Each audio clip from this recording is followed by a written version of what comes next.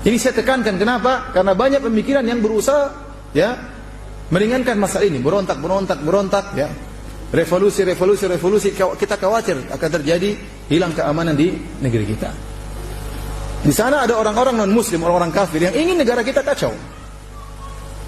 Yang ingin negara kita ribut, ingin terjadi peristiwa seperti tahun 98, terjadi kekacauan, terjadi pembakaran, terjadi penjarahan dan yang lainnya. Dia tidak ingin seperti itu. Kita berdoa kepada Allah agar Allah menjaga kaum muslimin. Ya, supaya jangan sampai terjadi pemberontakan, terjadi chaos, terjadi pembunuhan dan yang lainnya. Oleh karena saya ingatkan masalah akidah ini. Dan ini menyelisih orang-orang Khawarij. Antum baca buku-buku, dalam buku-buku namanya Kutubul Maqalat, yaitu buku-buku yang menjelaskan tentang akidah firqah-firqah. Seperti buku Maqalatul Islamiyyin karangan Abul Hasan Al-Asy'ari, seperti buku Al-Farqu Bainal Firaq karangan Abdul Qahir Al-Baghdadi, seperti buku Al-Milal wa Nihal karangan Asy-Syahristani, seperti buku Al-Fisal fil Milal wa Nihal wal Ahwa karangan Ibnu Hazm. Semuanya sepakat menyebutkan di antara akidah Khawarij adalah memberontak terhadap pemimpin yang zalim. Di antara akidah Khawarij adalah memberontak kepada pemerintah yang apa? Yang zalim. Ini yang membedakan kita dengan mereka. Ya. Bukan berarti ada orang mengatakan berontak dia Khawarij, kan tidak. Tetapi itu ada pemikiran Khawarij seperti itu. Ada pemikiran Khawarij. Baik, akan ada syubhat-syubhat yang melegalkan pemberontakan. Seperti mereka mengatakan, Ustaz, pemerintah kita tidak sah, bukan pemerintah Islam. Karena dipilih melalui demokrasi, dan demokrasi tidak Islami. Lantas kenapa kita taat kepada dia? Ya. Antum bayangkan kalau pemerintah tidak ditaati, gimana kondisi Indonesia kira-kira? Nggak mungkin negara itu jalan kecuali pemerintah ditaati. Tentu pada perkara-perkara yang ma'ruf. Kalau semua orang Islam berkeyakinan pemerintah tidak ada nilainya, tidak perlu ditaati, bagaimana kondisi negara? Pasti kacau. Ada lampu merah nggak ditaati, ya kalau nggak juga nggak apa-apa. Apa-apa tidak ditaati. Ada urusan ini, urusan itu nggak usah ditaati, nggak apa-apa. Nggak bisa jalan negara kalau begitu caranya. Nggak bisa jalan negara. Ya. Oleh karenanya para hadirin dan hadirat yang rahmatillah subhanahu wa ta'ala, kita katakan pemerintah kalau dia sudah berkuasa dengan cara apapun, meskipun dengan cara yang tidak Islami, tetap dianggap pemerintah. Karena disebut dengan ulul amri, ati Allah, ati Rasul, ulul amri minkum. Taatlah kepada Allah, taatlah kepada Rasulullah dan ulul amri yang mengatur urusan kalian. Siapa tuh ulul amri? Yaitu mengatur urusan kaum muslimin, yang ngatur hajinya, yang ngatur kalau ada peperangan, yang ngatur masalah macam-macam ya, masalah pernikahan, itu namanya pengatur urusan. Maka tidak benar seperti kelompok-kelompok kecil seperti Islam Jamaah, Islam ini, Islam anu, itu mereka bukan ulul amri karena nggak ngatur urusan kita. Paham? Yang ulul amri itu yang pemegang kekuasaan, yang menentukan kebijakan, itu ulul amri.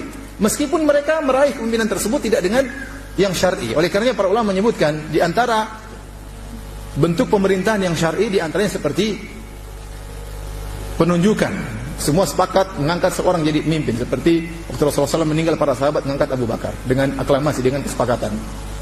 Ya, atau kemudian dengan ditunjuk kepada sesudahnya, seperti Abu Bakar menunjuk siapa? Umar.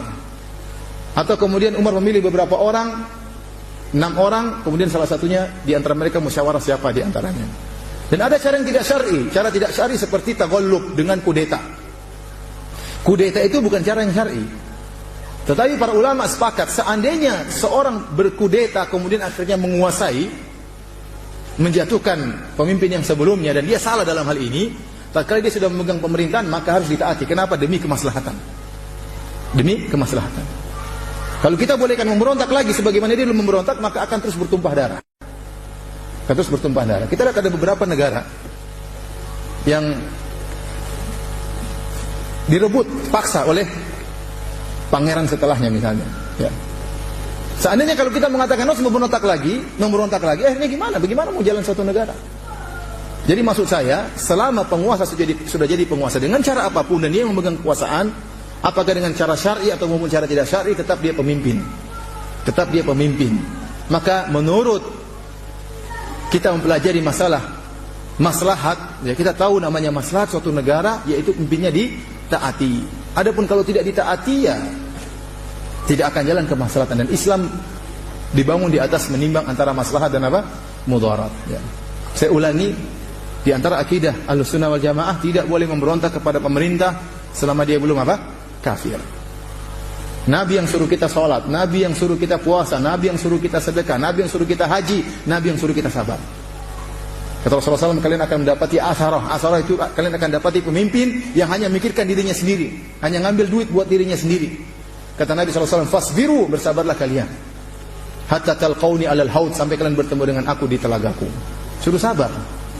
Ya, maka saya ingatkan, jangan sampai Anda kemudian ikut serta dalam merusak keamanan, memprovokasi untuk memberontak. Hati-hati.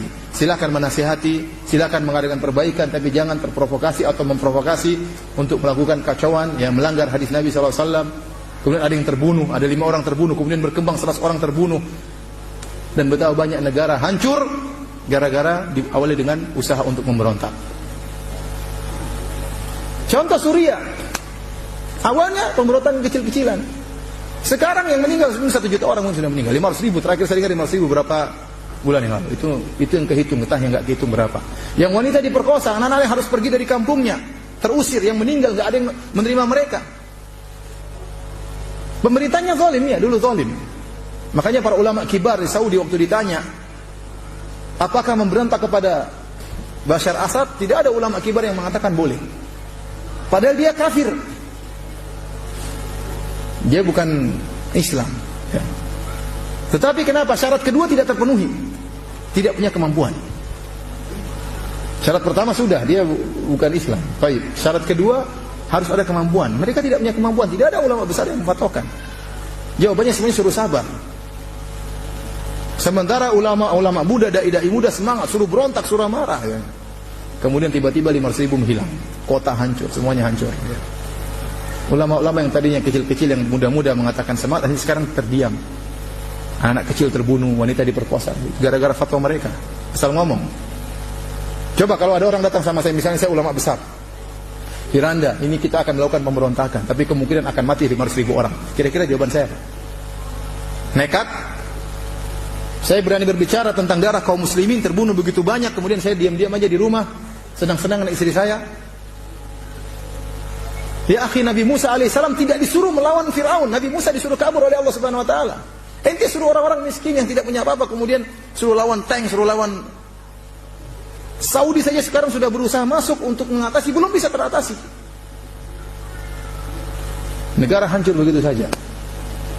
Darah kaum muslimin tertumpah. Ashabul Kahfi, mereka berdakwah. Dan kalau mereka takut dibunuh, mereka kabur sembunyi di goa Al-Kahfi. Allah tidak suruh mereka untuk memberontak, tidak mampu. Ya. Nabi Isa alaihissalam diutus di zaman kekuasaan Romawi, tidak disuruh memberontak Romawi oleh Allah Subhanahu wa taala. La yukallifullahu nafsan illa wusaha. Tidak luar, Allah tidak membebani luar kemampuan seorang hamba. Maka jangan maksud kita jangan sampai Anda mudah terprovokasi, kemudian mengompori orang-orang sehingga kemudian terjadi pemberontakan, kemudian tiba-tiba banyak yang mati, banyak yang meninggal. Ya. Hati-hati. Kalau ada masalah-masalah seperti ini, kembalikan kepada ahlul ilm. Ya. Hati-hati. Maksud saya, berpegang teguhlah kepada manhajus salaf, para ulama yang berfatwa berdasarkan hadis-hadis Nabi SAW. Ya, mereka lebih paham tentang masalah-masalah seperti ini. Ya.